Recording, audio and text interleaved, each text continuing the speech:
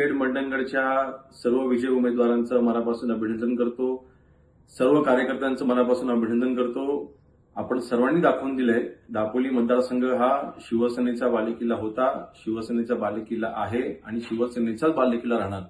ही लढत आपल्या सर्वांसाठी महत्वाची होती. आपल्या सर्वांना माहिती आहे की या निवडणुकीमध्ये आपल्याला सर्व बाजूने घेरायचा प्रयत्न झाला. शिवसैनिक, आरपीआयचे कार्यकर्ते विरुद्ध भाजप असेल, तिथे राष्ट्रवादी असेल, उभाटा असेल, सर्व एकत्र आले होते. परंतु दापोली मतदारसंघामधल्या किंबहुना खेड तालुक्यामधील गुहागर मतदारसंघामधल्या देखील शिवसैनिकांनी दाखवून दिलंय की विकासालाच आम्ही महत्व देतो आणि ह्या पुढची वाटचाल ही शिवसेनेचा भगवा झेंडा हातात घेऊनच होईल. मी सर्व मतदारांचे मनापासून आभार मानतो आणि ज्या काही सीटांचा पराभव झालेला आहे, उमेदवारांचा पराभव झालेला आहे, काही खचून द्यायचं कारण नाही. जी काही लढत आहे ती आपण अतिशय उत्तमरित्या आपण लढली. परंतु सगळ्याच निवडणुका या सारख्या नसतात. पराभवातून काही गोष्टी नक्कीच शिकायला मिळत असतात. परंतु मला वाटतं जवळपास एकतर्फी विजय, विशेषतः मंडणगड तालुक्यामधील सर्व कार्यकर्त्यांचं, शिवसैनिकांचं, मतदारांचे आभार मानतो. कारण मंडणगडला 6-0 मंडणगडच्या इतिहासामध्ये मला वाटतं सर्वात अधिकचा हा विजय आहे आणि सर्व शिवसैनिकांचं मनापासून अभिनंदन करतो. दापोलीमधल्या काही सीट नक्कीच ह्या चुरशीच्या होत्या.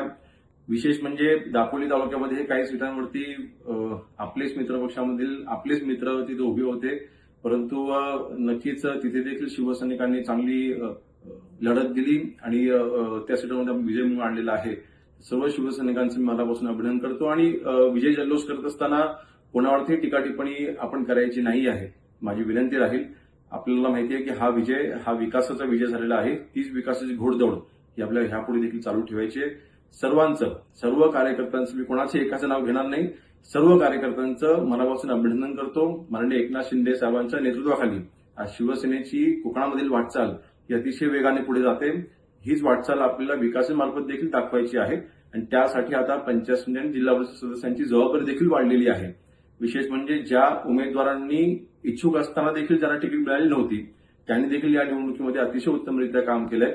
त्यांचं देखील सगळ्यांचं मनापासून अभिनंदन करतो. हा विजय तुमचा देखील आहे आणि नक्कीच ह्याची नोंद मी स्वतः घेतलेली आहे. या विजयामध्ये ज्या ज्या शिवसैनिकांचा इथे हिस्सा होता, सहभाग होता, त्या सगळ्यांचं मनापासून अभिनंदन करतो आणि हा विजय आपण सर्वांनी मिळून खेचून आणलेला विजय, त्यासाठी सर्वांचं मनापासून अभिनंदन.